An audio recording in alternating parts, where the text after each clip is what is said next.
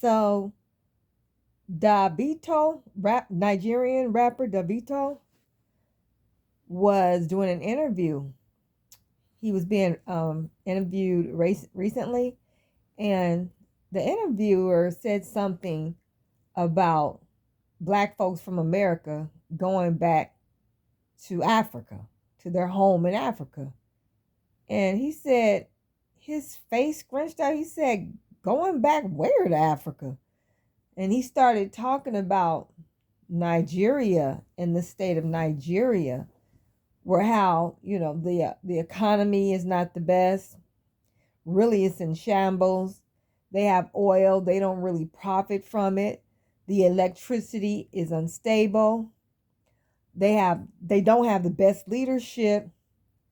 It's just not in a good situation. In so many words, the country is basically in shambles now. Again, he's Nigerian, and I believe I know he made his riches over here in America. And he was saying that when he comes back with pictures of Nigeria, he picks the best pictures that you can find. He said he don't represent he don't allow himself or anybody he don't allow Nigeria to be represented the way it actually is. For the most part, that's not what he shows. Okay, so Nigeria does have a lot of problems. A lot of their children are not in schools. They have a issue with open defecation. They have a lot of issues. They do not like their leaders. There's a tribal wars, the Biafra people against this people, the Yoruba against the Hausa, and on and on. So it's not a very stable economy at all. Not a very stable country at all. But some black people here in America took offense to what he said. Now, he did not say anything negative about us. He didn't say that Nigeria don't want y'all. He didn't say you're too lazy to live in my. He didn't say anything negative about us. He did say that the opportunities are in America. The opportunities are here, and that's the truth. And he told the truth about how down bad his country Nigeria is, and go there for what? Why would you go from the the richest nation on the planet to one of the poorest? So that's all the man said. So I'm pretty sure it was a lot of Pan-African wannabe Africans, hoteppers, and so-called the conscious on life support folks that got angry, okay? Because he didn't welcome them to the great motherland Nigeria. You know what he should have did? He should have been like, yeah, all y'all who want to come on. Come right on. Come home to mother Nigeria, Africa. Come home. That's what he should have said. So you can go out there and see for yourself. But folk got mad at him just because he told the truth. What type of entitlement? What type of emotional maturity? What emotional immaturity you would have to get mad at what that man said? You have to be somebody who has no self-esteem, no self-worth, and you don't even see the worth in the society that you live in, where people from all across the world are dying, literally dying to get here and take advantage of. You want to leave it. Now, don't get me wrong. The economy is not that great. It's not as great as it used to be and could be here in America. We have our own issues here and there with the police and racism, this systemic racism and stuff like that. But that don't stop other people of color, or should I say, black people from other nations, other countries from coming over here and benefiting. All right. So the man said, he said nothing wrong. You know what? Our people over here need to wake up. I was a part of the so-called conscious community, even though I never considered myself Africa. I did see Africa as the focal point. That is the life started there, so it's the whole continent is the motherland, and I had this mindset of flat blackness, like as if everybody in the world thinks like me and possibly lives like me just because they look like me. And that's how we feel over here because we haven't been taught any better. Well, honey, I was given a rude awakening and in 2010. And I was able to see the light. It was a painful, rude awakening, but I thank God for it. All right. Because the way I was thinking didn't even make any sense. So um all you all have who have not had your rude awakening, the way you're thinking, I'm telling you, it does not make sense. It's rooted in fantasy. Um, you can't you can't put Africa on a pedestal. Most of us have never even been there before, and all of that.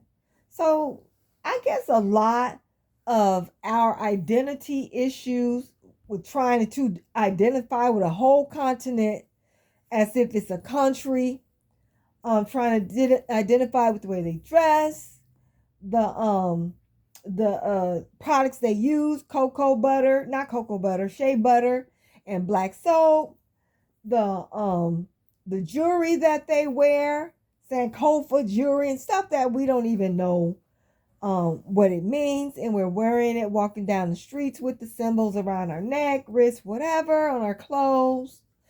And then you have the all powerful and all glorious, vainglorious nation, ancient Egypt, with the Unks and Heru and Mayat, which is beautiful. I love the Ankh. I love that ancient civilization.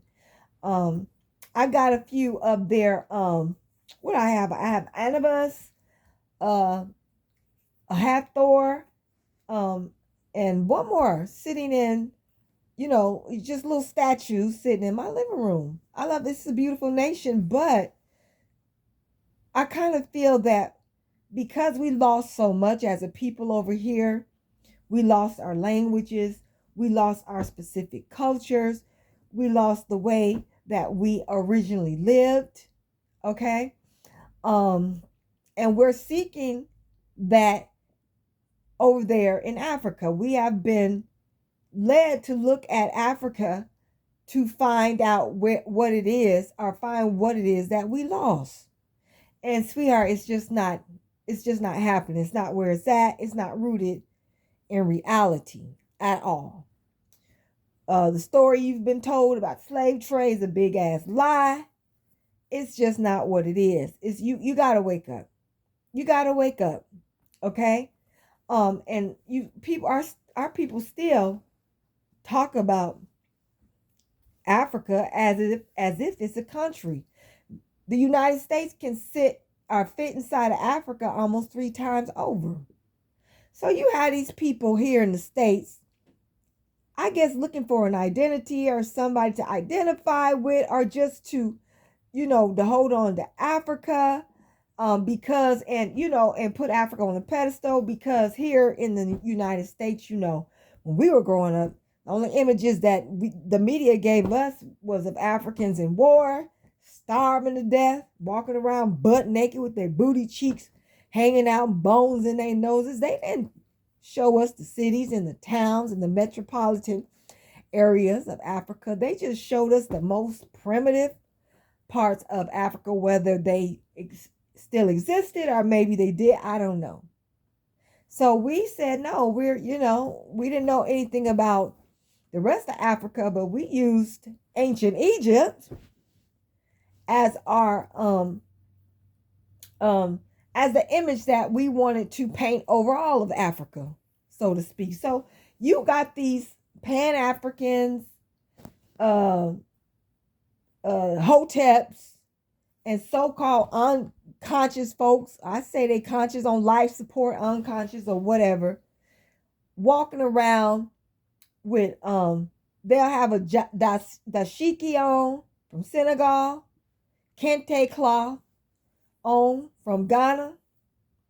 They'll have that probably like in the form of a purse or a patch somewhere.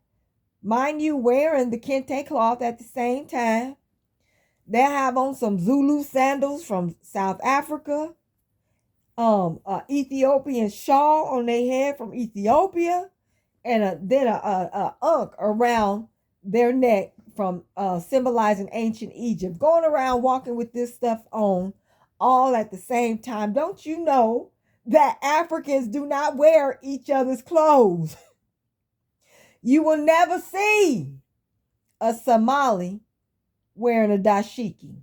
You'll never see a South African walking around with kente cloth. You'll never see a Cameroonian wearing an Ethiopian shawl. They have their own cultures. They have their own clothes, their own symbols, everything. Okay? And you sitting up here talking about wearing everything from one side of the continent to the other all at the same time, and you can't nobody tell you nothing. But you look like a fool, and frankly, you embarrass Africans. They don't appreciate that. They not only laugh, but they scorn it.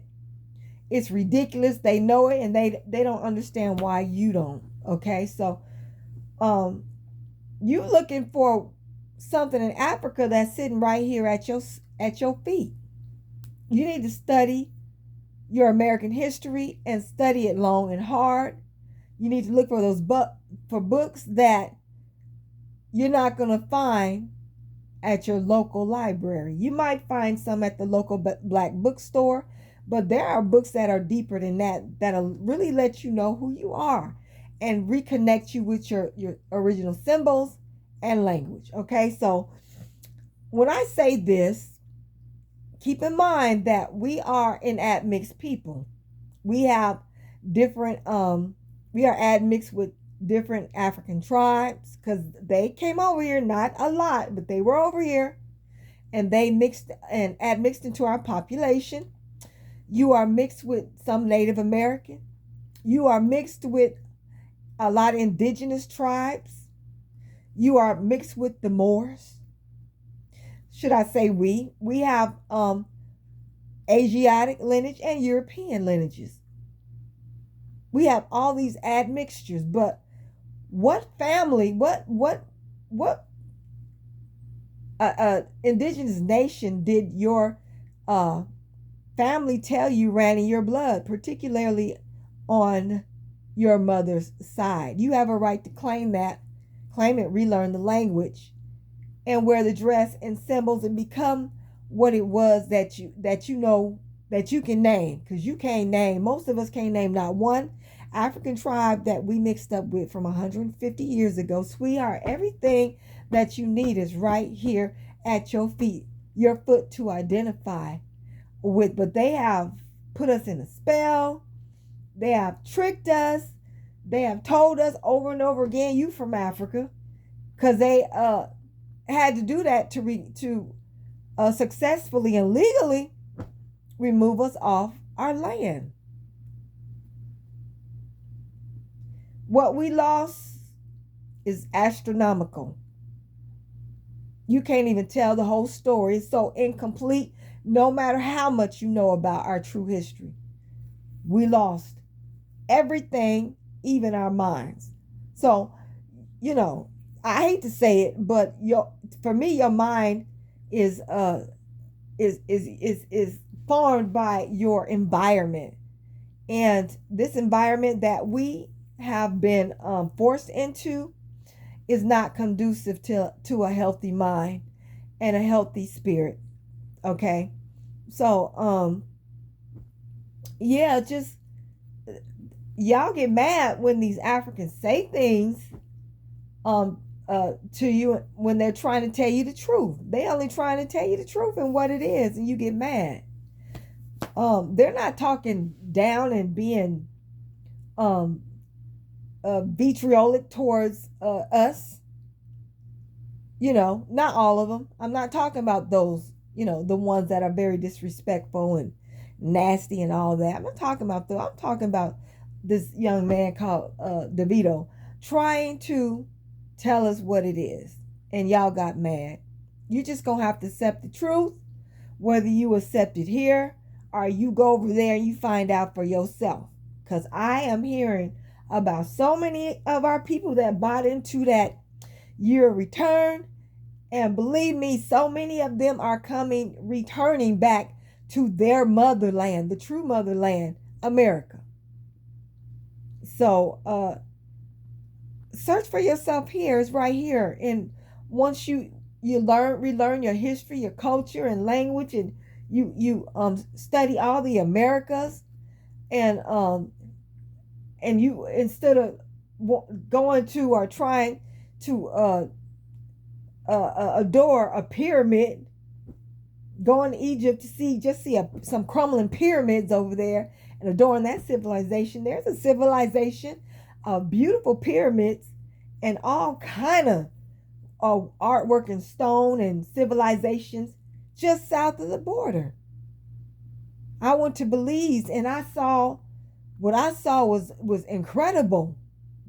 That's right at your doorstep. You can drive to Belize. You can walk to Mexico. Your homeland is here. Don't get upset about that, man. You ought to be kissing his hand saying thank you for telling you the truth. All right? Our land is here. Our culture is everything we need is here. It's time to wake up. Peace.